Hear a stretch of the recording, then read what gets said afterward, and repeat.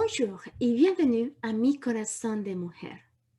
Orneia nous a encouragés à entrer dans notre appel, à devenir des imitateurs de Dieu dans tout ce que nous faisons, car alors nous représenterons notre Père comme ses fils et ses filles bien-aimés.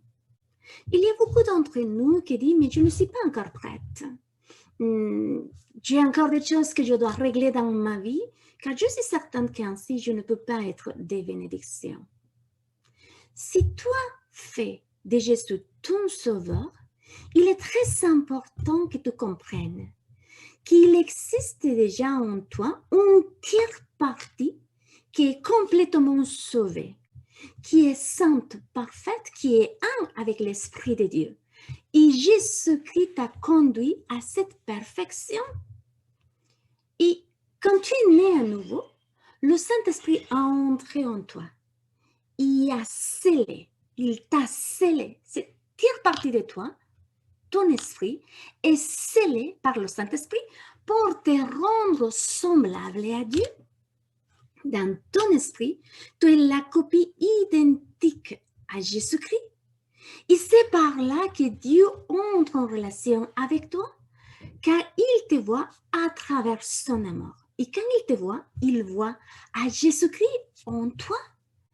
Et là, il te voit complet en son Fils.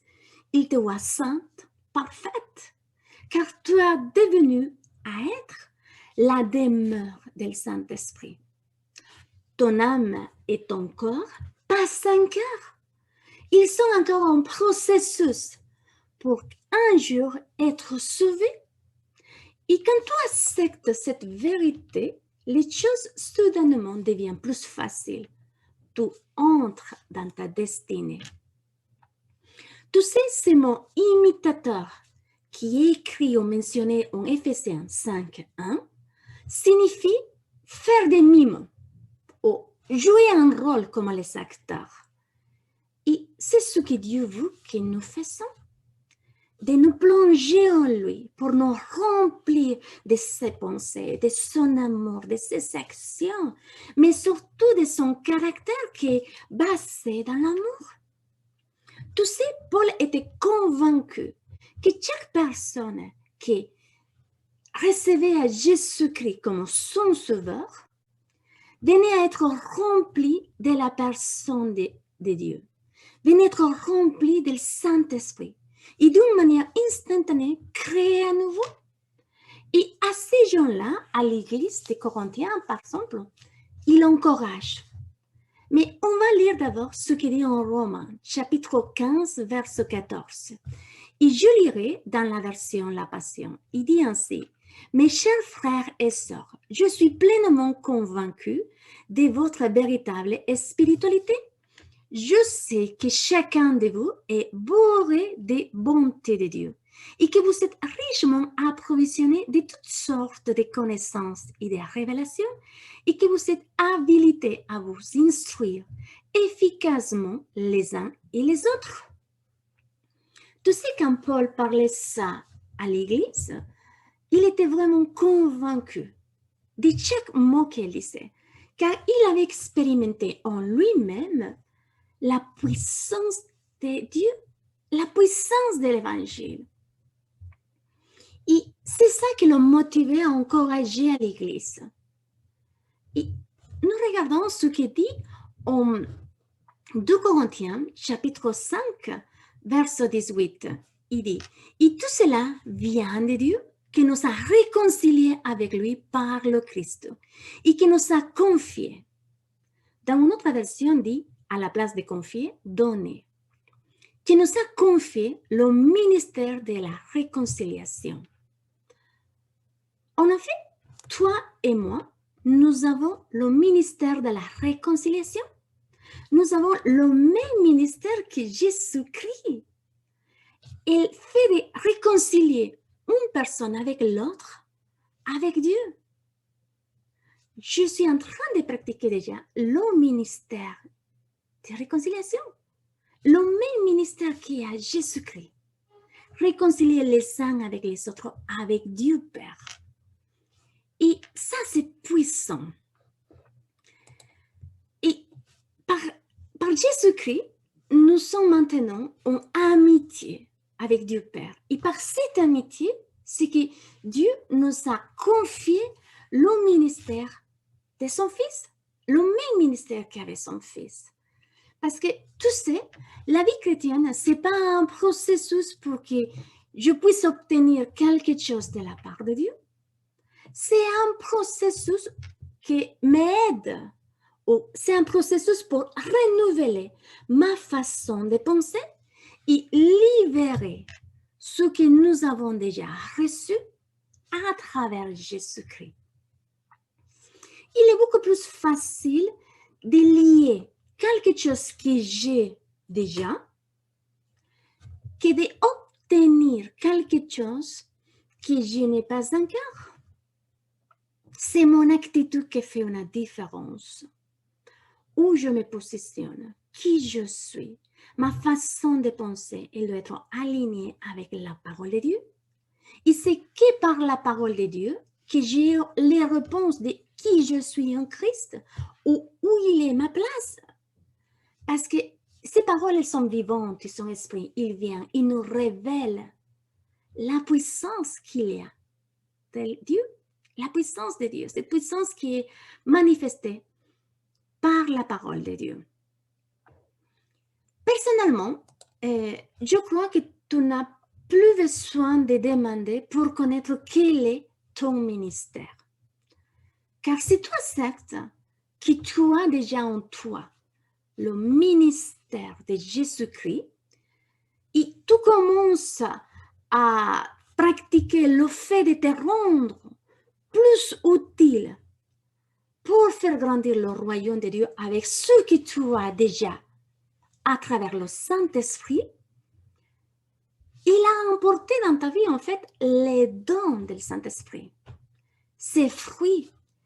Et plus tu mets en exercice ce que tu as dans le royaume de Dieu, plus tu te mets tu te laisses être utilisable par Dieu en ça, les dons du Saint-Esprit se développent dans ta vie. Et l'exercice d'un don spirituel se fait apparaître un ministère. Et chaque don et chaque partie des ministères sont donnés par le Saint-Esprit à tout moment et pour tous ceux qui croient et qui le demandent. Car il est notre promesse pour vivre cette vie chrétienne. Et je voudrais qu'encore en regardant un passage où Paul continue à encourager à l'Église.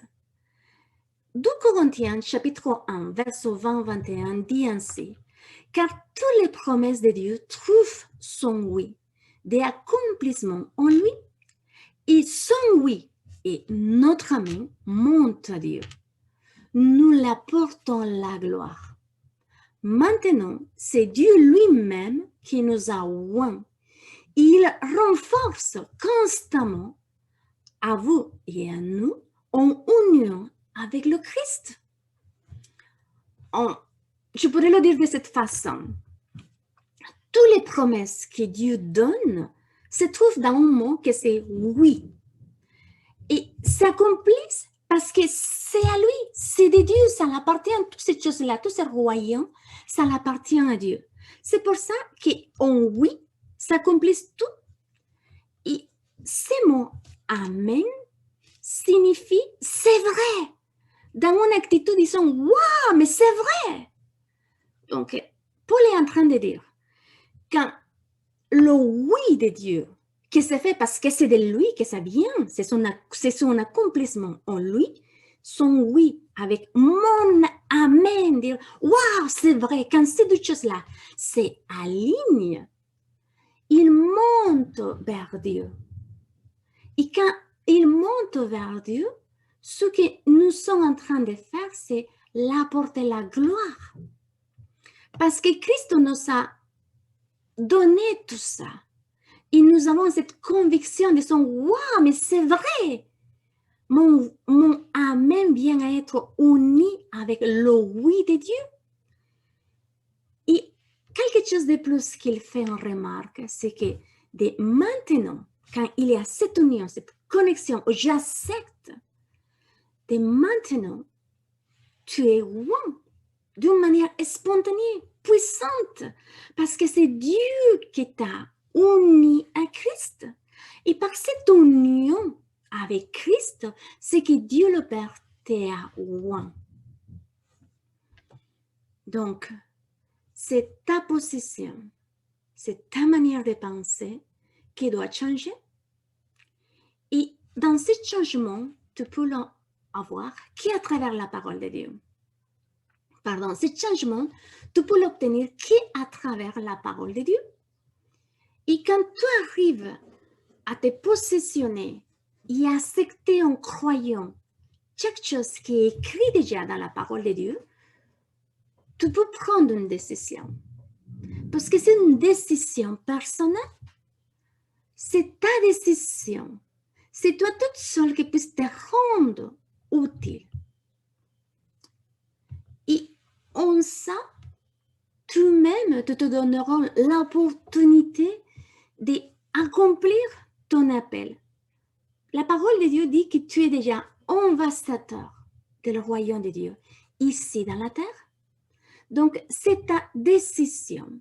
C'est à toi de prendre cette décision, de dire, Seigneur, j'accepte ce qui est écrit dans ta parole. Si tu ne connais pas encore Jésus, je t'invite à prendre connaissance de la prière qui apparaît à la fin de la vidéo, à ouvrir ton cœur pour connaître les projets que Dieu a dessinés pour ta vie.